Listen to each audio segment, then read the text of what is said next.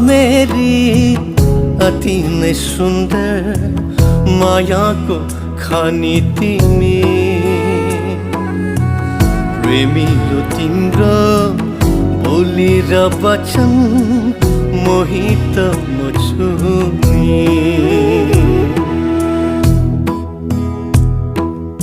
आमा मेरी अति नै सुन्दर मायाको खानी तिमी प्रेमिलो तिम्रो बोली र वचन मोहित म छु नि।